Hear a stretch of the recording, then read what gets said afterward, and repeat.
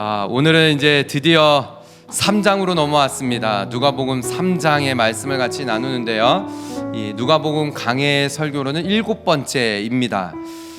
우리가 보면은 누가복음 말씀을 읽다가 보면 누가가 너무 드러내고 노골적으로 누가복음과 사도행전을 기도 중심으로 이끌어가고 있다라는 것을 볼 수 있습니다. 확인할 수가 있어요. 지난주 말씀을 기억하시나요? 지난주 말씀 12살 된 소년 예수님이 부모님과 함께 예루살렘으로 명절을 지키러 예배하러 갔다가 예수님은 그 자리에 있고 요셉과 마리아가 그냥 잊어버리고 왔잖아요. 그러다가 이제 3일 만에 찾았을 때 부모인 사람들은 그러기 마련이거든요. 왜 너가 이렇게 해서 부모를 힘들게 하느냐? 그랬을 때 예수님이 뭐라고 말씀하셨죠? 내가 아버지의 집에 있을 줄을 모르셨냐고 대답을 해요. 그러니까 아버지의 집 뭐예요? 기도의 집이잖아요. 만민이 기도하는 집. 그러니까 이 누가복음의 말씀을 보면은 전체적으로 기도에 참 초점을 많이 맞추고 있다라는 것을 알 수가 있습니다. 오늘 본문도 그렇게 볼 수가 있어요. 오늘 본문은 우리가 이제 세례 요한의 이야기인데요. 제가 한 주간 이 그림 1:1 전도 양육 세미나를 준비하면서 여러분도 아시다시피 거의 한 몇 달을 거쳐서 이렇게 준비를 해 왔거든요. 올해 초에 이제 다녀오고 뒤로 만나는 사람들마다 제가 거의 한 2월 달부터 이야기를 하고 다녔던 것 같아요. 만나는 사람들마다 7월에 있습니다. 시간 비워두세요. 오세요.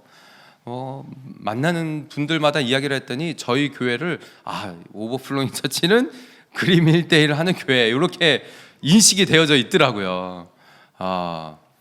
그래서 이제 그 오랜 기간 동안에 기도하면서 준비하고 또 지난주에 기도하면서 이렇게 준비하면서 엊그저께 이렇게 딱 끝나고 나니까는 이제 다 끝났다 이런 마음도 들지만은 어떤 좀 깨달음이 있었냐면은 이거 하나님께서 나를 훈련시키셨구나. 준비하는 기간도 그랬고요. 또 사람들이 많이 오든 적게 오든 상관없이 제가 하나님과 더 친밀해지고 가까워지는 그런 시간이 되었어요.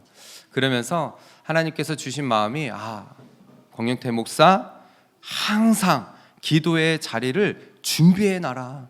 언제 어디서나 어떤 일이 됐든 그 기도의 자리를 달려갈 수 있도록. 그래서 여러분 우리가 이 시간 함께 오늘의 말씀을 통해서 돌아보기를 소망합니다. 여러분 기도의 자리가 여러분의 삶에 항상 있으십니까? 준비되어져 있으십니까? 여러분 가정 가운데 무슨 일이 있으면은 막 기도의 그 자리가 딱 준비되어져 있어서 그 자리로 달려가서 무릎 꿇을 수 있는 그 곳이 있으신가요? 좋습니다. 여러분 오늘 본문의 말씀을 보면은 1절의 말씀을 보면은 그 당시에 이 시기를 알려줍니다. 1절의 말씀을 보면은 황제, 로마의 황제예요. 디베리오 황제가 통치한 지 몇 년째라고요? 15해 15년이 되었을 때 곧 본디오 빌라도는 유대의 총독으로 있었고요. 헤롯이 갈릴리 분봉 왕으로, 또 그 동생 빌립이 이두레와 드라고니 지방의 분봉 왕으로, 또 루사니아는 아빌레네의 분봉 왕으로 있었다라고 1절은 말하고 있어요. 자, 여기서 이제 여러분의 기억력이 얼마나 있는지를 좀 봐야 됩니다. 예수님께서 태어나셨을 때 로마 황제는 누구였죠? 말씀을 드렸는데 누가복음 2장 1절에 했습니다. 성경이 있으시면 보세요. 맞습니다. 아구스도. 성경은 아구스도라고 하고 역사적으로 보면은 아우구스투스. 말씀드렸죠? 로마의 첫 번째 황제예요. 그리고 나서 이제 두 번째 황제가 되어진 거예요. 그러면 여러분 이제 좀 이게 껴맞춰지지 않습니까? 예수님이 태어났을 때는 아구스도, 그리고 지난주 설교가 예수님께서 12살 되어졌을 때, 그리고 이제 예수님이 이제 거의 또 15년이 지난 거예요. 이제 황제가 바뀌고 아구스도에서 디베료 황제. 이제 이 디베료가 역사적으로 보면은 티베리우스예요. 티베리우스. 로마의 황제들 이름을 좀 아시나요? 잘 관심이 없으시죠? 사도행전에 많이 나오는데, 사도행전에 나오는 로마의 황제 이름 기억하시는 분이 글라디우스 황제 때 로마에 있는 유대인들은 다 떠나라 그래가지고 어느 부부가 떠나서 왔어요? 그렇죠, 브리스길라와 아굴라. 그래서 바울과 만나잖아요. 이거 역사가 진짜 재밌는데, 로마의 황제의 이야기를 이렇게 쭉 보면은, 그래서 아구스도, 그리고 오늘의 디베료, 그다음에 칼리귤라라고 그 중간에 4년 통치한 세 번째 황제가 있어요. 그리고 글라우디우스, 그리고 나서가 우리가 너무나 잘 아는 네로 황제가 로마의 5번째 황제예요. 예, 로마의 그 역사를 보면 알 수 있습니다. 그런데 로마의 황제는 전체를 다스리고 있고 속국인 나라에 왕을 보내는 거예요. 그런데 여기에 보면은 그 당시에 우리가 너무나 잘 알고 있는 유대의 총독은 누구예요? 본디오 빌라도. 총독이 있고, 그리고 또 그 부분마다 왕을 세운 거예요. 헤롯, 갈릴리의 분봉왕입니다. 제가 이게 좀 준비를 해갖고 왔어요. 보세요. 자, 당시에 디베료 황제가 있었고, 본디오 빌라도라는 총독이 있었고요. 그 다음에 각 지방별로 왕이 있었는데, 그게 바로 헤롯, 그리고 그의 동생인 빌립 안티파스. 예. 그리고 또 이쪽 지역에는 루사니아의 또 분봉왕 있어요. 그게 이제 지역이 어떻게 되어져 있느냐, 지도를 또 좀 가지고 왔어요. 이렇게 볼 수 있어요. 로마는 완전히 대제국, 어마어마한 제국을 만들었죠. 그리고 총독도 있고, 그 다음에 막 이 지역별로 왕을 세우는 거예요. 그러니까 오늘 말씀 1절에 보면은 헤롯은 갈릴리의 분봉왕이고, 그 동생은 빌립은 또 다른 지역의 왕이고. 그러니까 뭐 한 거예요? 지금 정치적으로 가족들이 다 그냥 나눠 먹은 거예요. 예, 너는 이 지역의 왕해라, 나는 이 지역의 왕하겠다. 이 정치적으로 이렇게 하면 돼요, 안 돼요? 가족들이 그냥 완전히 다 주름 잡고 있는 거예요. 이런 시대였어요. 그것뿐만이 아닙니다. 2절의 말씀을 볼까요? 2절의 말씀을 보면은 대제사장도 그래요. 대제사장. 자, 2절의 말씀을 한번 같이 읽어보겠습니다. 시작. 안나스와 가야바가 대제사장으로 있을 때 하나님의 말씀이 빈들에서 사가랴의 아들 요한에게 임한지라 라고 하고 있어요.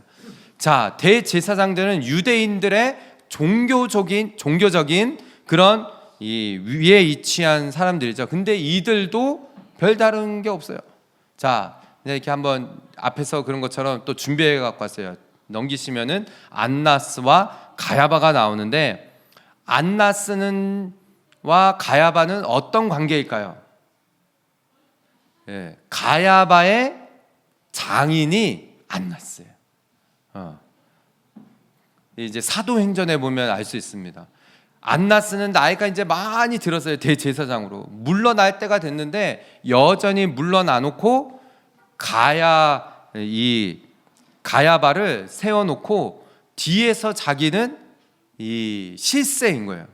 예수님 십자가에 못 박힐 때 이 뒤에서 안나스가 아주 실질적인 역할을 한 게 바로 이 대제사장 안나스예요. 자, 보세요. 1절과 2절의 말씀을 우리가 읽어보면은 정치적으로, 종교적으로 아주 그들이 그냥 다 해먹고 있는 그런 상황에 지금 2절의 말씀을 보면은 하나님의 말씀이 빈들에서 누구에게 임한 거죠? 사가랴의 아들 요한에게 임한 거예요. 우리가 이제 1장에서 살펴봤던 것처럼 세례 요한에게, 그 광야에 있는 세례 요한에게 하나님의 말씀이 임한 거죠. 여러분, 하나님의 말씀은 어디에 임할까요? 오늘 본 것처럼 뭐 높은 자리에 있는, 정치적으로 뭐 왕이 있고 그들이 실세를 잡고 있는 그런 곳이 아니라, 또 종교적으로 보면은 그 장인과 또 사위가 하고 있는 그런, 겉으로 있는 그런 종교적인 행사를 하고 있는 그곳이 아니었어요. 바로 빈들에서, 광야에 있는 바로 세례 요한에게 임하였다라는 거죠.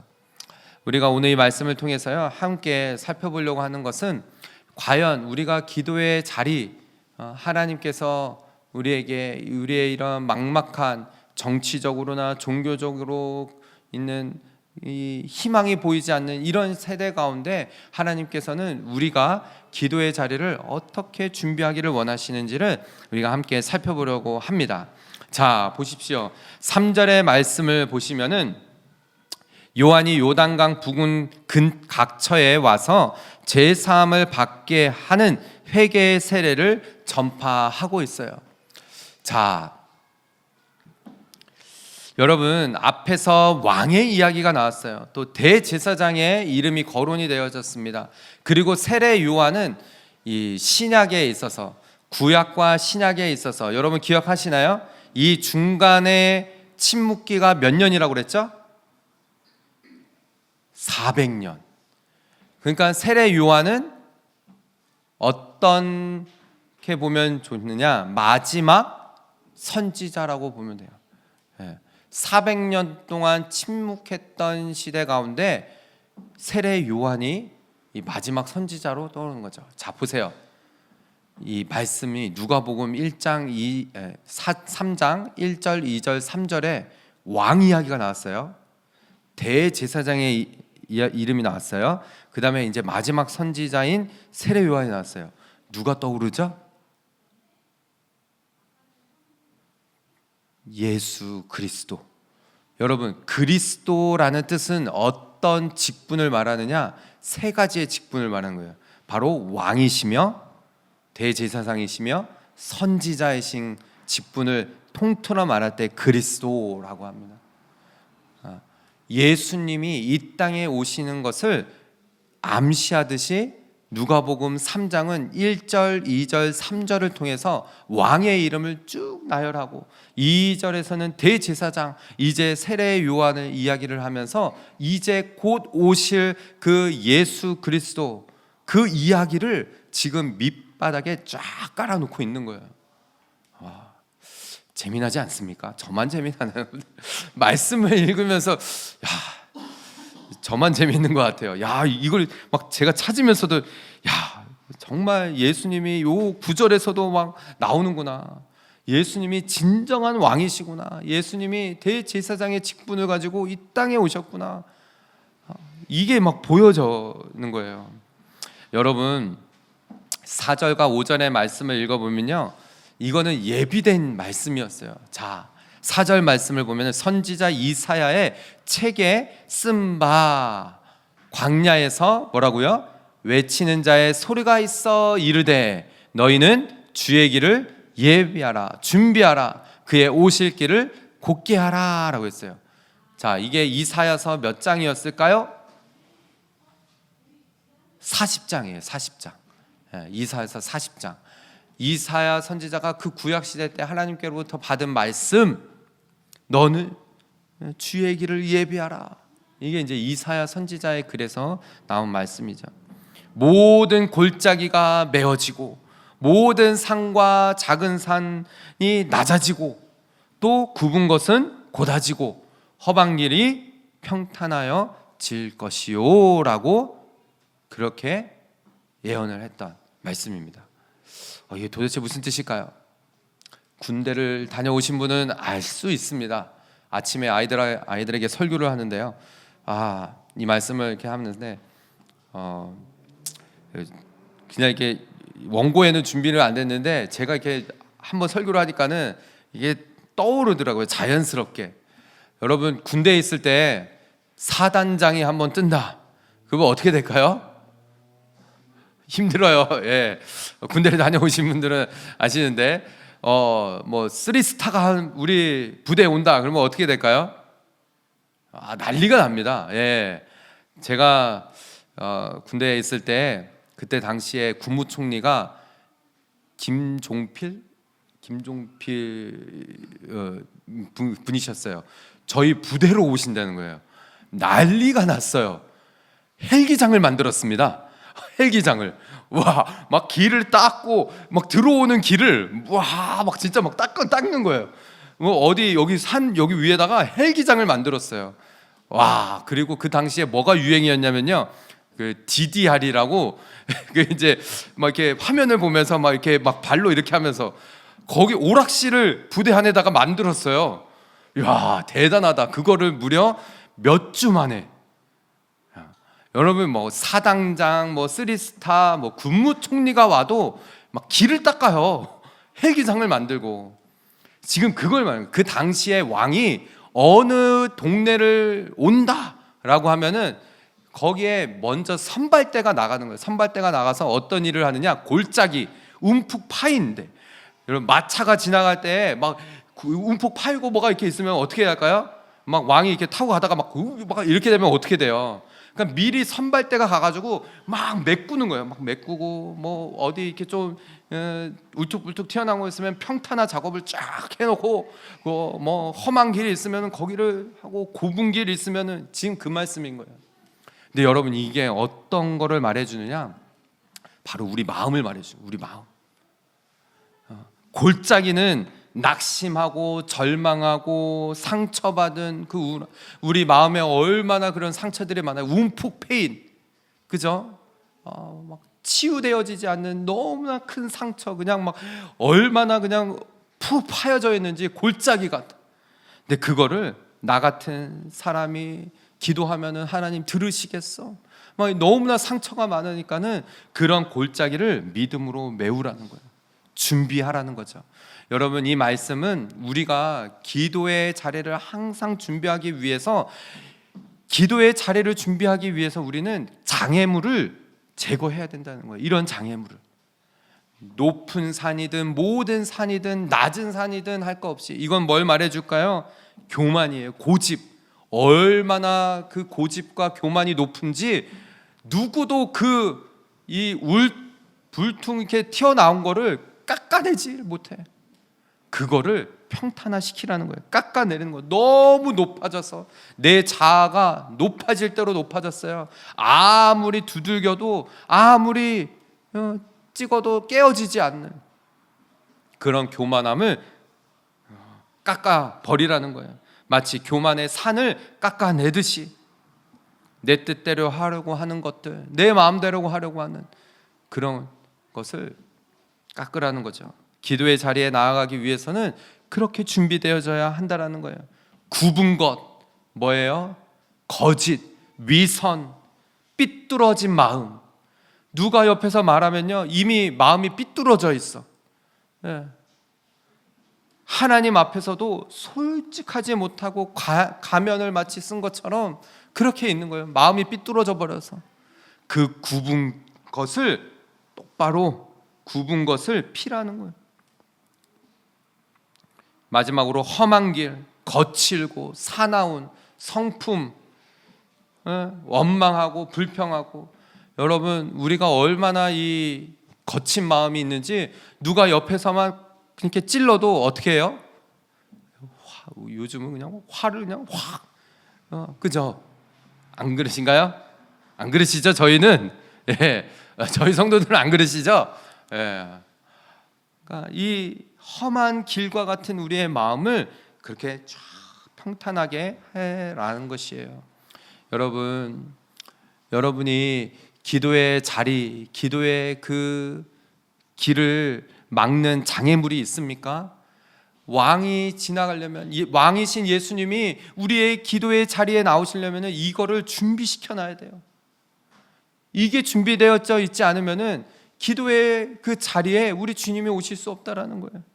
사랑하는 우리 성도 여러분, 기도는 계속 말씀드리지만은 단순히 내가 원하는 것들을 막 하나님 앞에 일방적으로 계속 쏟아붓는 그런 행위가 아니라는 거예요. 기도를 하려면은 평탄화 작업을 해놔야 돼요. 준비되어져 있어야 돼요.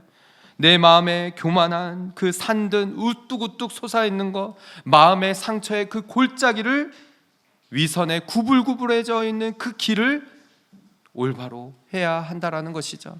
사랑하는 우리 성도 여러분, 저는 저와 여러분이 우리의 기도의 자리를 다시 한번, 기도의 우리의 마음을 돌아보면서 왕이신 그 주님께서 오셔서 내 기도를 들으실 수 있도록 늘 준비되어져 있는 그런 저와 여러분, 우리 모든 성도들 다 되시기를 주님의 이름으로 축복합니다. 그럴 때 6절의 말씀을 보세요. 같이 읽어볼까요? 시작. 모든 육체가 같으니라. 아멘. 그런 마음을 가졌을 때 모든 육체가, 모든 사람들이 하나님의 그 구원을 보게 될 것이라는 거예요. 믿으십니까? 아멘.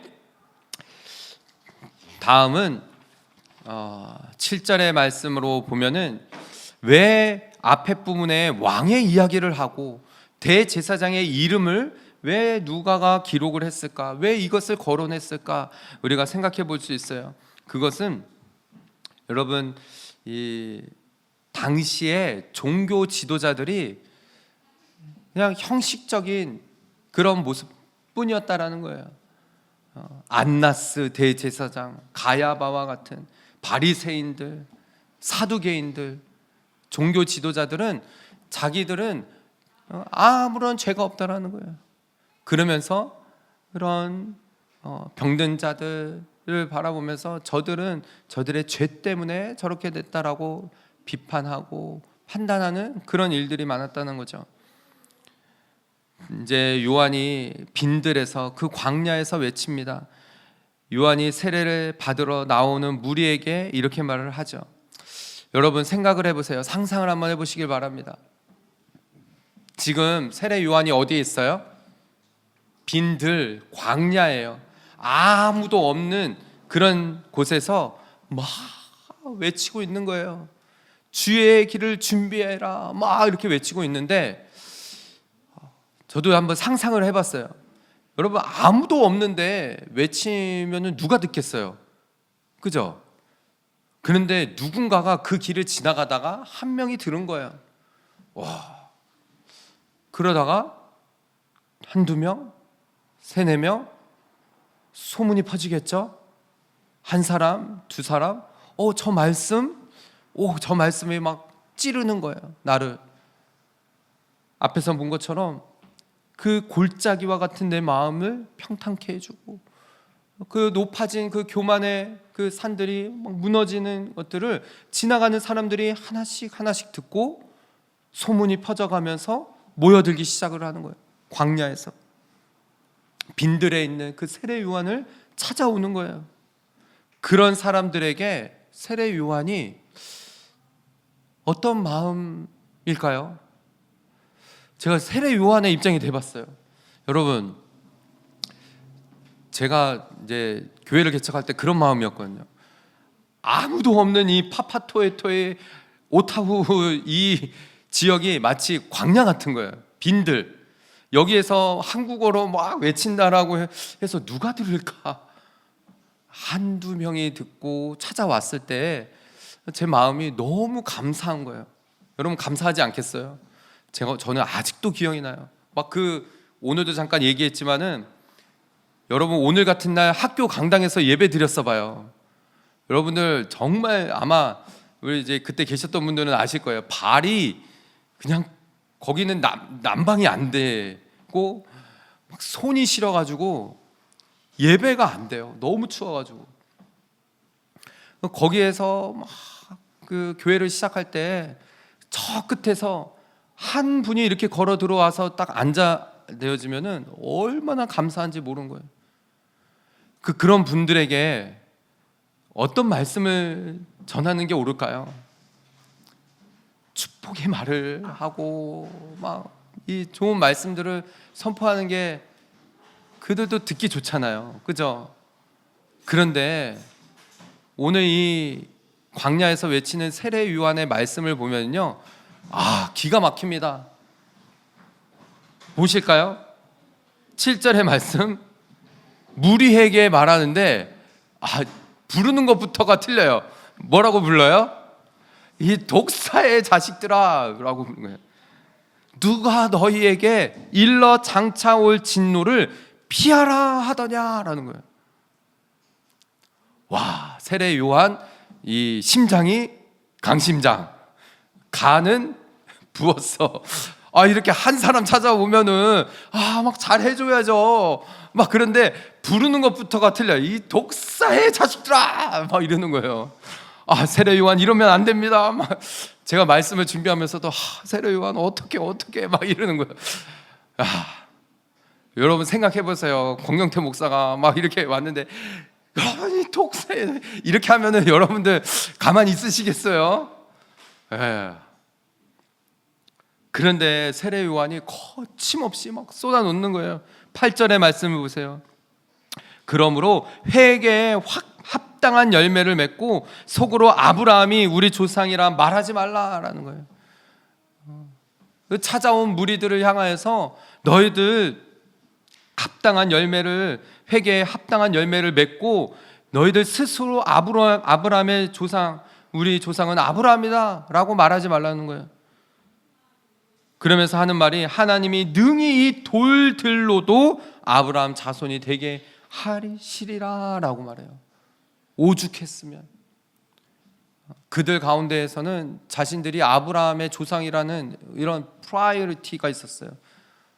교만인 거죠. 아까 전에 말했던 그 높은 산, 이방인들을 향하여서 저 구원받지 못한 저 자식들. 여러분, 우리의 기도, 우리의 모습이 이러한 부분이 없지 않습니까? 종교주의적인, 형식적인, 나는 잘 믿고 있고 저 사람은 아니고. 여러분, 참된 기도는 반드시 회개가 따라와요. 회개를 동반합니다. 회개는 단순히 내가 말씀대로 살지 못한 것에 대해서 말씀 듣고 그냥 감동받고 이것이 아니에요. 회개는 무엇이죠? 완전히 180도로 내가 가던 길에서 돌아서는 거예요. 삶을 완전히 바꾸는 거예요. 이 말씀을 세례 요한이 선포하는 거예요.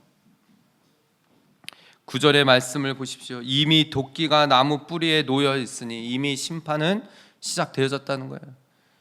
예수님이 분명히 태어나셨고 지금 이제 예수님이 곧 공생애를 시작하시는 날이 가까워지고 있거든요. 세례 요한이 그 부분을 이야기합니다. 좋은 열매 맺지 아니하는 나무마다 어떻게 된다라고요? 찍혀 불에 던져지리라 라고 했어요. 제가 이번 그림 1대1 전도양육 세미나를 하면서 느꼈던 거예요. 목사님 사모님 이전에도 그런 말씀 하셨지만은 복음 전했을 때 믿지 않고 받아들이지 않는 사람들에게 어떻게 해야 되냐고. 물론 우리가 신사적으로 권유하고 해야 되죠. 하지만은 거기까지 하고 돌아서라. 또 만날 줄, 예전에는 그렇게 했다라고요. 또 만나게 되면은 좋은 인상을 남겨줘야지. 그런데 그 뒤에 하시는 말씀이 그 사람 다시 만날 줄 어떻게 알겠냐는 거예요. 지금 이 순간 이 사람에게 복음 전해서 이 사람이 구원받지 못하면은 이 사람이 언제 이 복음의 말씀을 또 들을 수 있겠냐는 거예요. 다급하게 이 복음의 말씀을 전한다라는 거예요. 그 말씀을 듣는데 회개가 되어지는 거예요. 너무 제 모습이 젠틀하게 그래요? 다음에 봅시다. 지금 세례 요한의 외치는 소리가 그거예요. 회개의 열매를 맺어야 됩니다. 가슴을 치면서 우리는 주님, 저의 이 죄를 용서하여 주시고 정말 우리의 입술에서 복음의 이 말씀 선포하며 하나님, 내 삶에 종교적인 이런 형식주의를 완전히 떠나버리고 회개하며 주님 앞에 돌아와 우리가 간절히 정말 잃어버린 영혼 한 영혼을 향하여서 복음의 그 말씀을 선포하며 전할 수 있는 그런 제가 되게 해달라고 기도해야 한다라는 것이죠. 사랑하는 우리 성도 여러분, 오늘 이 말씀을 통하여서 다시 한번 우리가 회개의 자리, 회개하며 돌아서는 일들, 역사가 일어나기를 주님의 이름으로 축복합니다. 마지막 부분이에요. 여러분, 우리가 왜 이렇게 기도가 막혀 있고 항상 기도의 자리를 준비해 놓는다라고 하면서도 우리는 그 자리를 왜 돌아가지 못하는가? 장애물이 너무 많기 때문이기도 하고 형식적인 종교 생활이 우리를 가로막고 있고 일상의 삶에서 우리는 이 기도가 우리의 삶에 배어있지 않기 때문이에요. 10절의 말씀을 보세요. 무리가 물어 이렇게 말을 합니다. 묻습니다. 그러면 우리가 무엇을 하리까라고요. 여러분, 회개한 사람의 따라오는 반응이에요. 예. 그렇다면은 저는 이제 무엇을 해야 됩니까? 라는 거예요. 여러분 어떻습니까? 진정한 회개 이후에 이제는 그러면은 어떠한 삶을 살아야 될까라는 이러한 질문이 여러분의 삶 가운데 있으신가요?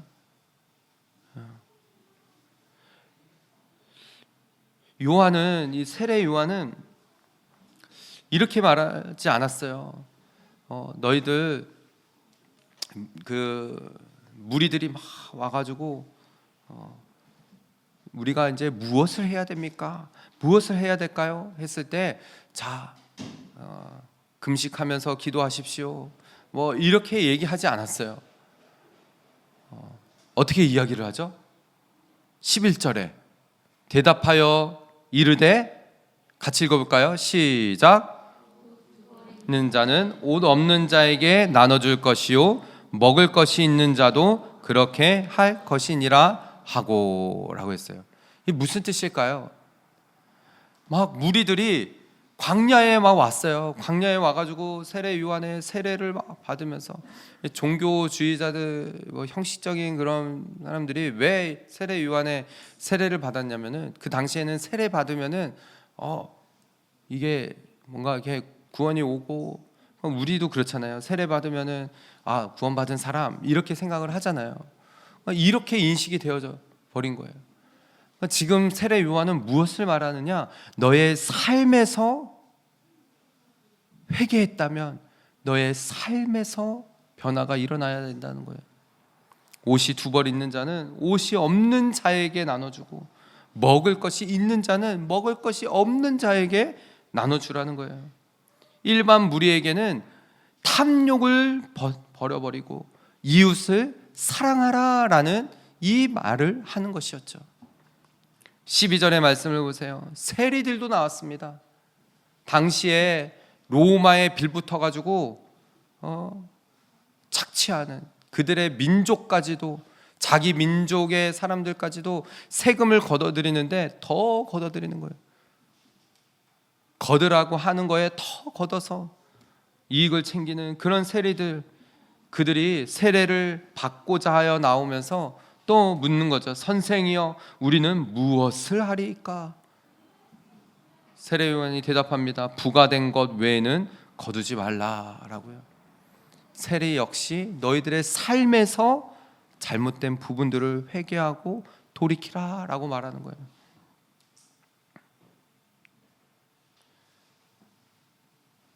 이게 무슨 뜻이에요? 우리의 삶의 직장에서, 일하는 곳에서, 우리의 삶의 일터에서 회개한 그리스도인이라면은 그러한 삶을 살아내는 것이 마땅하다라는 것을 말해주는 것이죠. 마지막 14절에 보면은 군인들까지도 옵니다. 당시의 군인들은 로마의 식민지 밑에서 군인으로 그 로마에게로부터 오는 것을 받아 누리면서 너무 잘 사는 거예요. 군인들이 그러면서 식민지의 사람들을 학대하고 괴롭히는 이러한 일들을 서슴지 않았던 사람들이었죠. 군인들도 묻습니다. 우리는 무엇을 하리까? 그랬을 때 사람에게서 강탈하지 말며 거짓으로 고발하지 말고 받는 급료를 족한 줄로 알라라고 세례 요한은 말합니다. 여러분, 왜 이런 말을 세례 요한이 하는 것일까요? 기도는요, 우리의 삶에서 물론 기도의 자리를 항상 준비하려면요, 집 안에도 있지만은 여러분 항상 준비되어져 있으려면 어떻게 돼야 돼요? 내가 일하는 와중에서도 일터에서도 기도할 수 있어야 되잖아요. 지금 무리들, 세리 또 군인들에게 하는 말이 무엇을 보여주는 거예요? 너희들이 일하고 있는 그곳에서, 너희들이 시간을 보내고 있는 그 삶에서 올바로 하나님 보시기에 그렇게 살아가라는, 그럴 때 우리의 기도의 자리가 회복되어진다라는 것을 말해주는 것이죠. 다시 한번 마지막으로 이제 우리의 기도의 삶뿐만 아니라 우리의 기도의 내용은 또한 어떻습니까? 야고보서 4장 3절의 말씀을 보면은 구하여도 받지 못함은 정욕으로 쓰려고 잘못 구하기 때문이라는 것이에요. 사랑하는 우리 성도 여러분, 우리의 기도의 제목들 정말 깊이 돌아봐야 돼요. 내가 정욕으로 쓰려고, 내 욕심을 채우려고 하나님 앞에 구하는 것은 없는지. 이사야서 1장 15절의 말씀도 그렇습니다. 함께 읽어볼까요? 시작. 너희가 손을 펼 때에 내가 내 눈을 너희에게서 가리고 너희가 많이 기도할지라도 내가 듣지 아니하리니 이는 너희의 손에 피가 가득함이라. 아멘. 사랑하는 성도 여러분, 우리가 항상 우리의 기도의 자리를 준비해야 합니다. 단순히 교회에 나와서 기도하는 것뿐만이 아니에요. 가정에서의 기도의 자리뿐만이 아닙니다. 우리의 일터와 직장, 어디에 있든지 어느 곳에 있든지 길거리 가운데서도 차 안에서도 우리의 손에 피가 묻어 있다라고 말해요. 이 이사야서 말씀은 무슨 뜻이에요? 하나님께서 듣지 않으신다는 거예요. 그 기도는 앞에서 말씀드렸던 부분, 너무나 많은 상처와 교만과 골짜기, 산들, 굽은 것들, 험한 것들, 이것이 해결되어지지 않으면 우리는 하나님 앞에 나아가 이 기도의 자리에서 하나님의 그 친밀한 음성을 듣지 못한다라는 것이죠. 사랑하는 성도 여러분, 우리가 다시 한번 기도의 우리의 자리를, 우리의 모습을 되돌아보면서 오늘 본문의 핵심인데요, 아까 전에 잠깐 보고 넘어갔지만은 6절의 말씀입니다. 6절의 말씀을 다시 한번 좀 선포하며 마무리할 텐데요, 6절의 말씀 같이 읽겠습니다. 시작. 모든 육체가 하나님의 구원하심을 보리라 함과 같으리라. 아멘. 사랑하는 우리 성도 여러분, 우리가 늘 이 기도의 자리 준비되어져서 우리의 삶과 기도의 그 부분이 분리되어지는 것이 아니라 기도가 삶이 우리의 삶에 스며들어서 언제든지 우리가 만나는 자들마다 예수 그리스도를 보이며 또 고백하며, 그래서 모든 육체가 구원을 볼 수 있는 저뿐만 아니라 우리 모든 성도들, 또 여러분의 가정, 또 일터, 직장에서 만나는 사람들마다 그렇게 모든 육체, 모든 사람들이 주의 구원을 보는 역사가 일어나는 삶이 되어지기를 주님의 이름으로 축복합니다.